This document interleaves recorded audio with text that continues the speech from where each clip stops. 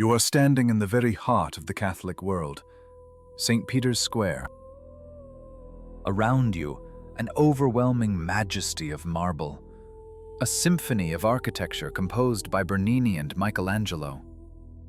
You hear the murmur of thousands, the solemn toll of the bells. The air is thick with the scent of incense and expensive perfume. You look up at the dome, but you are looking in the wrong direction. The true story, the one that chills the blood and catches in the throat, is not in the heavens. It is directly beneath your feet. Just 10 meters below the soles of your shoes, civilization ends, and a realm of shadows begins. The Vatican, the smallest, most influential, and most sacred state on earth, is built upon a colossal layered foundation of human bone. This is not a metaphor for dramatic effect. It is a cold, archaeological fact. Beneath the papal altar, where the pontiff celebrates the High Mass, lies more than just a foundation. There lies chaos. There lies a city of the dead. A vast necropolis, sealed for centuries, entombed beneath tons of concrete, and intentionally erased from the collective memory of humanity. But the earth is an archive that can never be truly destroyed. It has a way of pushing its secrets. In the middle of the 20th century, and again in our own time, researchers broke the seal. What they saw in the stark glare of electric lamps sent a tremor through the Vatican itself. These were not merely the pious remains of saints. Here were traces of brutal pagan cults, inexplicable disappearances of bodies, tombs that documents swore were occupied, now found empty, and ossuaries overflowing with bones whose existence had never been recorded. We begin our descent into the underbelly of the Vatican. Forget sanctity. Down here, the only disciplines that matter are forensics, ground-penetrating radar, and cold logic. What is the Church truly hiding beneath its foundations? Why do certain excavation zones remain classified, closed to all outsiders? And whose bones, precisely, now rest in plastic boxes on the shelves of these subterranean vaults? The story of this monumental investigation begins not with a scientific plan or an academic grant. It begins with a random act of fate and a death. February 1939. Europe stands on the precipice of the most terrible war in its history. The air itself smells of anxiety. And in the Vatican, Pope Pius XI is dying. In his last will, he left a clear yet profoundly complicated instruction. He wished to be buried in the sacred grottos, the crypt directly beneath the Basilica floor, but as close as physically possible to the traditional tomb of the Apostle Peter. The work fell to the Sampietrini, a hereditary caste of custodians whose families have served the Basilica for generations. They strike the floor of the cramped crypt, preparing a niche for the massive sarcophagus of a pontiff. Under the glow of dim lamps, they work in the suffocating air, expecting to meet solid ground, clay perhaps, or the medieval remnants of Constantine's ancient basilica. But suddenly, a pickaxe breaks through. It plunges into a void. The sound changes instantly. It is not the dull thud of earth. It is a hollow, lingering echo, the kind that exists only in vast, empty spaces. The workers freeze.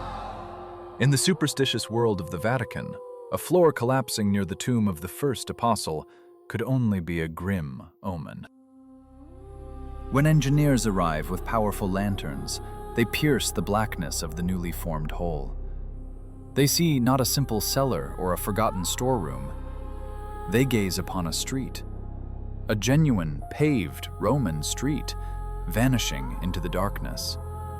To it are the facades of houses, complete with windows, doorways, and tiled roofs. The shock is profound. Beneath the floor of the principal church of Christendom, an entire quarter of pagan Rome has survived, perfectly preserved, as if in a colossal time capsule. The excavation is classified that very hour. The new Pope, Pius XII, a pragmatic and discreet man, learns of the find and gives his assent for a full-scale, yet utterly secret, investigation. For 10 years, well above, the sirens of a world at war wailed and bombs fell upon the city. Below, in absolute silence, archaeologists crept through narrow corridors, unsealing one tomb after another. They discovered a city of the dead, the Vatican necropolis. But this was no ordinary cemetery. It was an architectural revelation, frightening in its candor. Here, Christians and pagans, senators and freedmen, lay side by side. On the walls, a fresco of Christ as the sun god, Helios, driving a chariot, stood near images of the Egyptian god Horus, Dionysian revels, and symbols of death. The discovery shattered the myth of a pure, isolated early Christianity. This was a boiling cauldron, a place where the religions, superstitions, and fears of the ancient world melted into one another. At the very heart of the excavation, directly beneath the papal altar, at the epicenter of the sacrosanct zone, the archaeologists encountered a strange, crude structure. In their reports, it was dryly labeled the Red Wall. It was a primitive partition, erected in the 2nd century and painted a deep crimson. But its color was not its most remarkable feature. The wall was covered, literally scarred, with graffiti. Thousands of inscriptions, scratched with nails, knives, and styli. Names, short prayers, symbols, even curses. It was an ancient dialogue, a wall of lament and of hope, where pilgrims, risking their lives during times of persecution, left their messages. Layer upon layer of plaster overlapped, creating a palimpsest of faith. For years, scholars worked to decipher this chaos of lines. And there, among the jumble of letters, they found it. A single tiny fragment of fallen plaster, bearing a Greek inscription. A whisper from the past, waiting 2 millennia to be heard. It proves that history is never a monument, finished and immutable. It is a conversation, carried on in scratched letters and buried hopes, forever continuing in the darkness just beneath our feet. 2 words, etched into an ancient wall, became the key. Petroseni.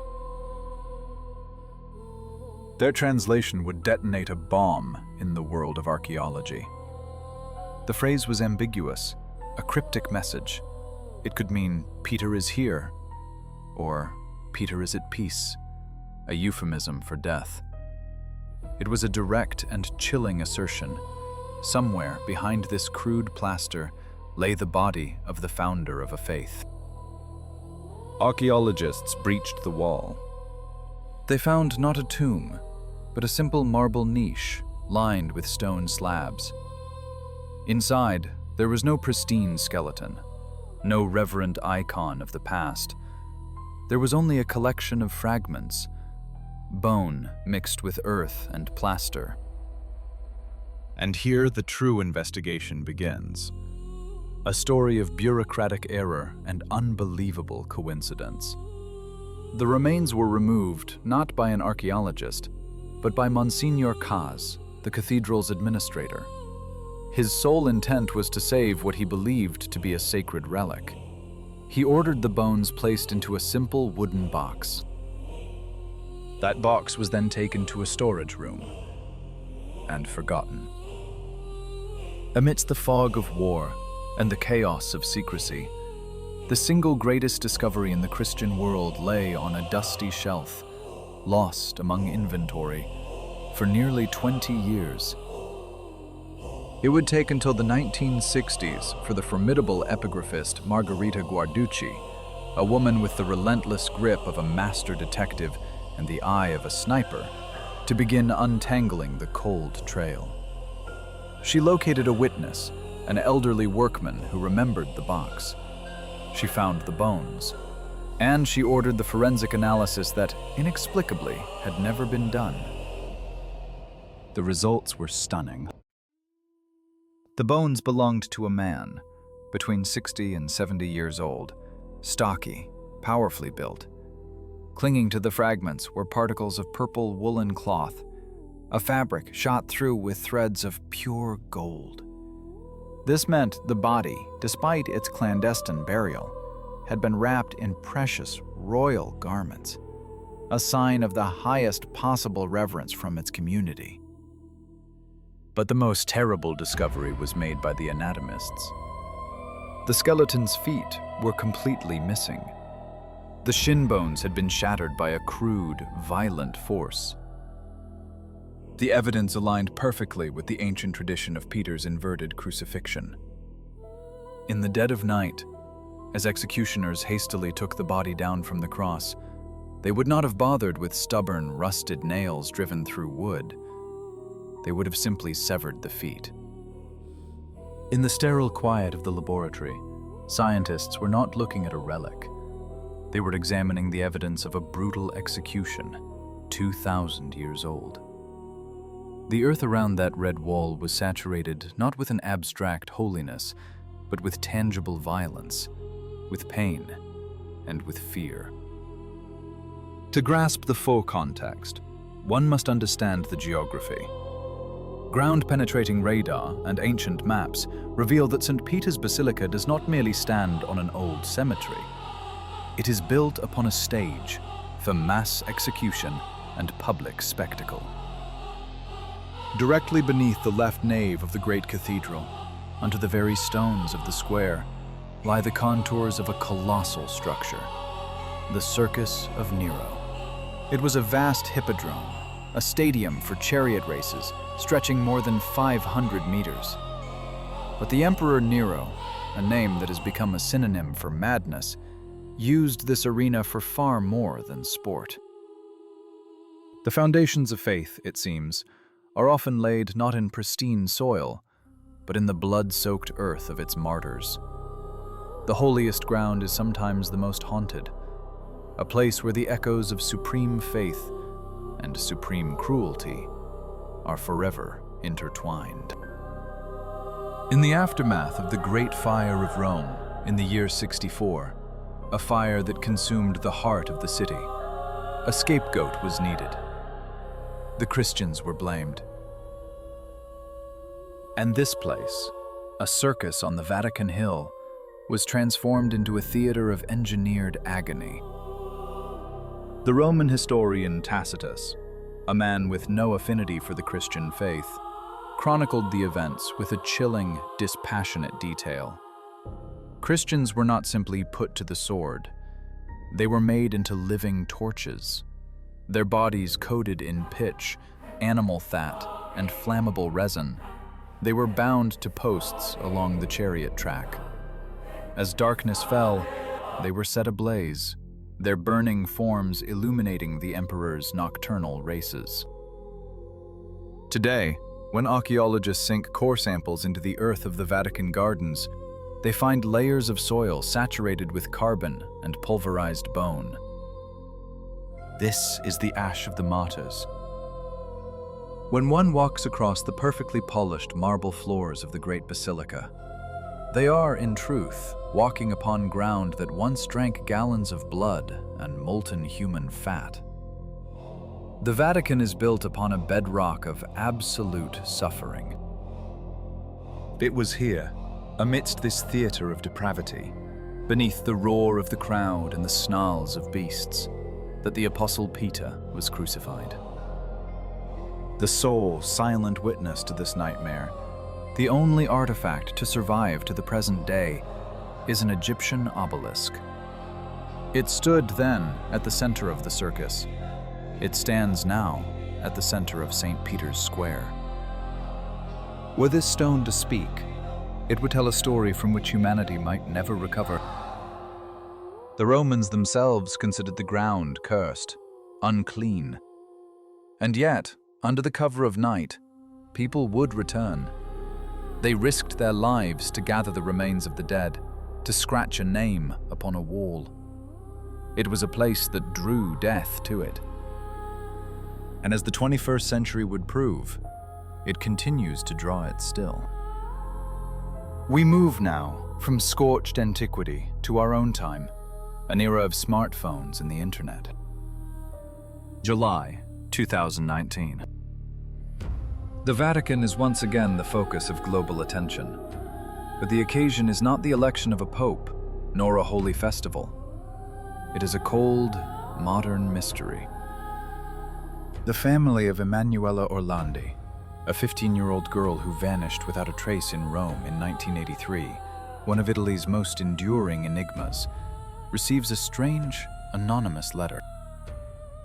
Inside, there is only a photograph of a marble angel on a tomb in the Teutonic Cemetery, a burial ground held within the Vatican's walls, and with it, a short, ominous phrase. "Look where the angel points." The angel on the tombstone held a scroll, pointing down, toward the graves of two German princesses interred in the 19th century, Sophia von Hohenlohe and Charlotte Frederica of Mecklenburg. Grasping at this one desperate thread, the family's lawyers secure permission for an exhumation. The world watches, holding its breath.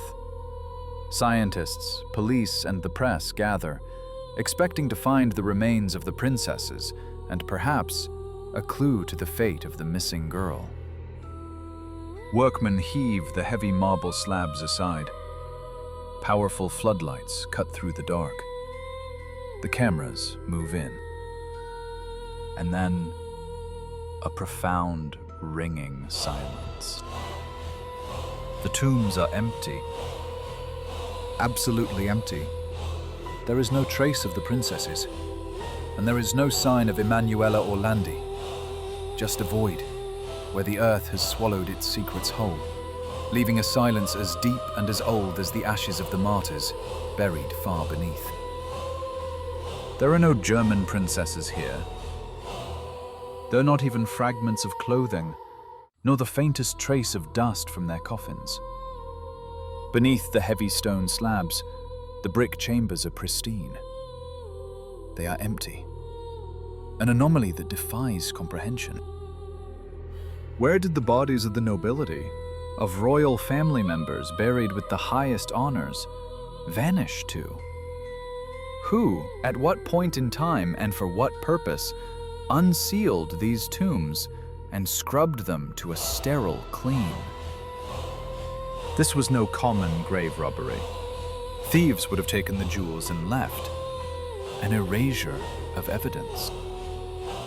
The Vatican found itself at the epicenter of a public relations catastrophe. But the investigation continued, and what they found next was far more disturbing.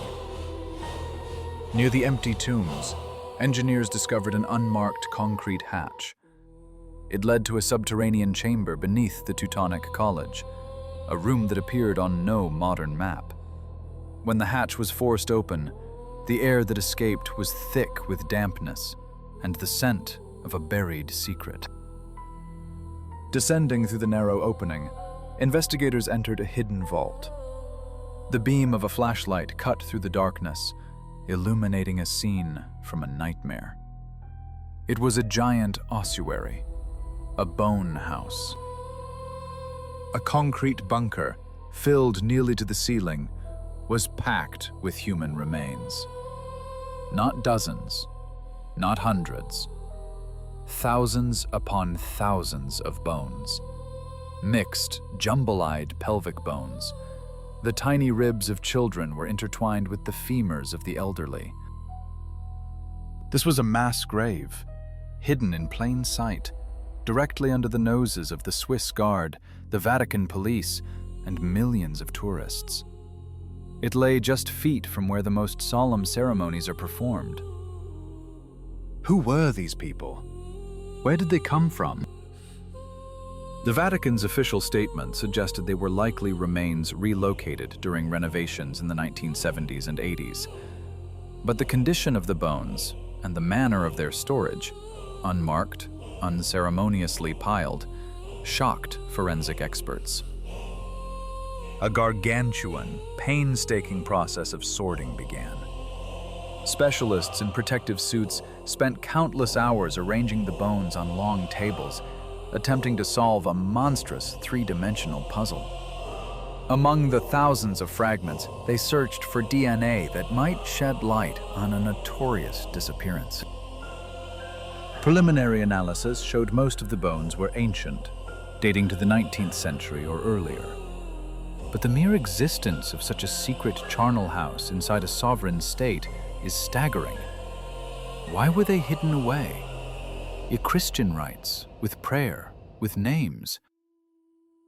It has the appearance of a historical landfill, a place where the inconvenient were discarded, a final resting place for all that needed to be forgotten. This discovery demonstrated to the world that the foundations of the Vatican are built upon layers of secrets. And as one layer is peeled back, we can only wonder what lies within the next, still buried in the silent earth below. Beneath the hallowed ground, in layers of earth under the direct jurisdiction and control of the Vatican, archaeologists confronted a phenomenon the official church long sought to conceal, a truth theologically inconvenient. Directly beneath Christian altars, in the lowest and most ancient strata, they unearthed the perfectly preserved sanctuaries of Mithras, the Mithraea. These were dark, cavernous halls, built to imitate a primeval grotto, lined with long stone benches for the initiated. At the heart of each stood an altar, depicting the Tauroctony, the young god in a Phrygian cap, plunging a dagger into a sacred bull.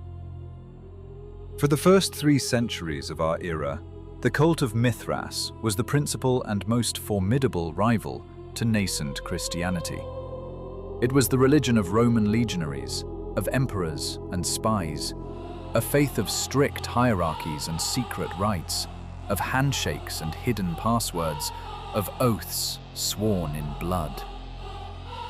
The most unsettling detail is not that Christian churches were built upon the raised sites of the Mithraea as a simple mark of conquest.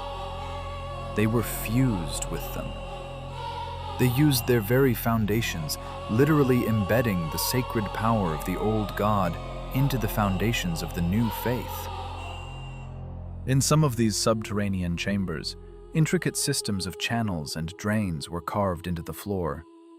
While scholars debate their purpose, one theory persists: they were conduits for the blood of sacrificial animals. Above, in the Basilica, angelic psalms rise with the smoke of incense.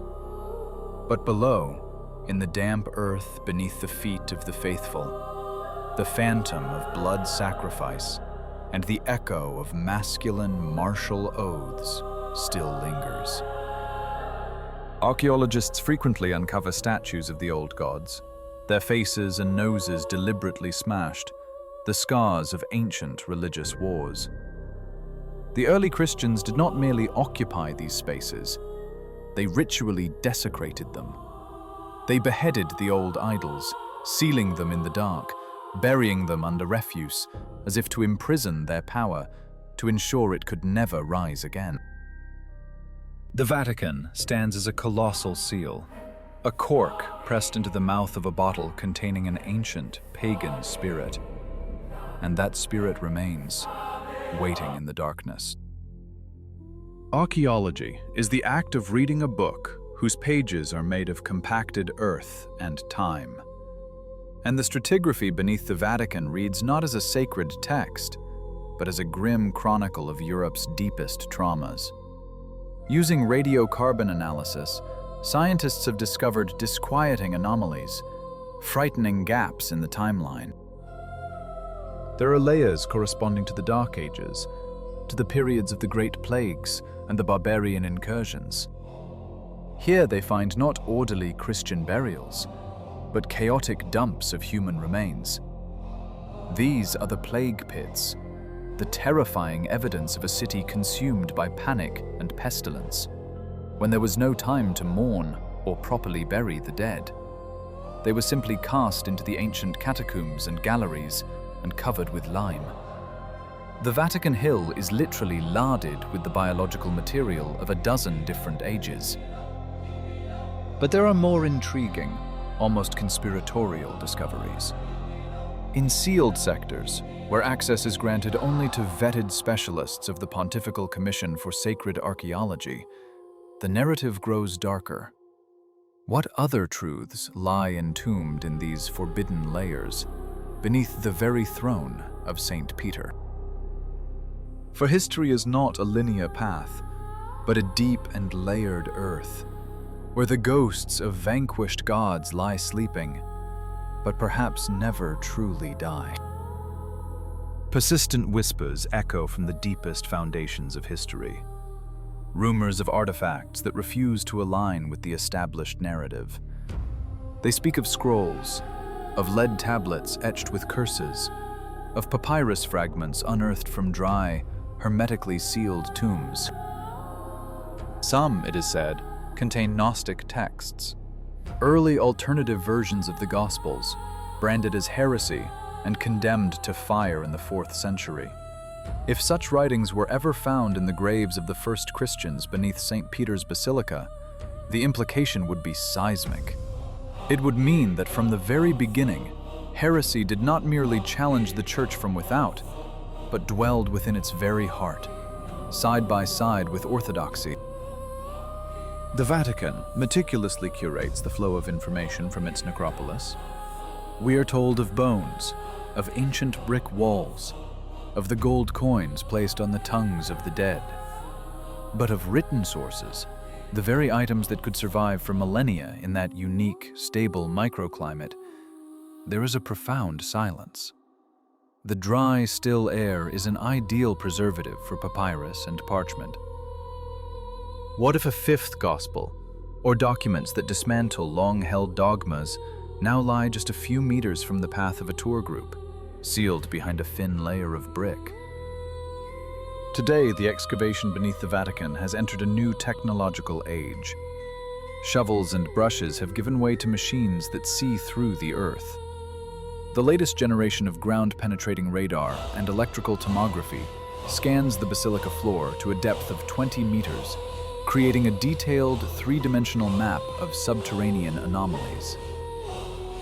These maps suggest that we know barely 15 to 20% of what is hidden below. The instruments register enormous rectangular cavities to which there is no physical access, walled-off chambers whose entrances were destroyed centuries ago, infilled corridors that seem to lead beyond the Vatican's perimeter walls, ventilation shafts that open into nothingness. On their screens, scientists see zones of increased density that could indicate the presence of metal, perhaps forgotten treasuries hidden during the sack of Rome by German mercenaries in 1527, or perhaps secret archives deliberately concealed for a future that never came. Yet the Vatican is in no hurry to grant permission to drill, to physically breach these voids. The policy of the Holy See is to do no harm, and, perhaps, to learn no inconvenient truths. Each permit for a deep scan is won only after a protracted struggle. The scientists exist in a state of professional frustration, gazing at the digital outlines of something grandiose, structurally complex, yet unable to touch it. It is the perfect breeding ground for conspiracy. But even the cold, hard data of geophysics reveals a startling reality. The world beneath the Vatican is a Swiss cheese of voids and secrets, and the map of this world is filled with vast, blank spaces. The search here is not just for lost objects. It is a search for the stories we have chosen to forget, for the truths we may have deliberately buried. For in the end, history is not only a record of what we choose to remember, but a testament to what we have decided must remain in the dark. With every whisper of discovery from beneath the Vatican, the world holds its breath. It is a pause born not of piety, but of a profound realization that what lies below can shatter our understanding of history and the very nature of power. We have been taught to see a monument to immutable truth, an edifice of sterile marble and eternal order. But the excavations reveal another story entirely, a subterranean truth written in chaos and brutal struggle, a violent layering of cultures, of cruelty, and of secrets buried in the dark. The catacombs tell us that the story of this faith was far more complex, more bloody and ambiguous than any catechism would have us believe. The discovery of a simple grave, believed to be that of the Apostle Peter, affirms an ancient tradition. Yet the circumstances unsettled the sacred narrative. A humiliating execution, a furtive burial in the mud, cryptic symbols scratched into a wall. It is a story made terrifyingly, vulnerably human. Empty sarcophagi of princesses, concrete bunkers filled with the bones of 1,000 unknown souls. They are a stark reminder that the Vatican is not merely a church. It is a state. The world's oldest absolute monarchy, a political machine that has, for centuries, perfected the art of burying its inconvenient truths. Each bone unearthed is a silent witness. And now, these witnesses are beginning to speak. Through isotopic analysis, genetic sequencing, three-dimensional modeling, they tell us what they ate, where they were born, the diseases that ravaged them, and how they died. It is a truth exhumed from the soil that is not always welcome to those who reside above, in gilded, air-conditioned halls. We come to understand the central truth. The Vatican is an iceberg. We see only its gleaming white peak catching the sun, the Basilica, the square, the Apostolic Palace. But the great mass of it, dark, ancient, and formidable, lies hidden beneath the strata of history. And the search continues, far from the daily news. At this very moment, ground-penetrating radar may be tracing the edges of an unknown cavity beneath the gardens. In a subterranean lab, an anthropologist may be peering at a sliver of bone that could rewrite our understanding of an entire age. What other truths does the Vatican Hill conceal? Legends speak of secret passages, burrowing far beyond the city walls. Where are the remains of those who vanished into the labyrinth of intrigue? And are we, in the 21st century, prepared for what lies in the deepest levels? Levels untouched even by the first archaeologists of Pius XII. The earth is a keeper of secrets, but it cannot keep them forever. Sooner or later, under the relentless pressure of time, of erosion, or of human curiosity, the truth finds its way to the surface. With time, another layer of history will surely crumble, revealing what has lain dormant for millennia. Until then, we are left to listen to the echo of our own steps down empty corridors, and to wonder, what unseen eyes watch from the shadows of these hallowed walls? The question, then, is not if we can uncover every secret, but if we should. Are some doors best left sealed forever, lest their opening shatters the very foundations of belief for millions? The search continues, and the most profound revelations may await just around the next turn of this ancient labyrinth. For in this pursuit of truth, we must ultimately confront the final, most unsettling question. Is the knowledge we seek a light to illuminate our path, or a fire that will consume the world we know?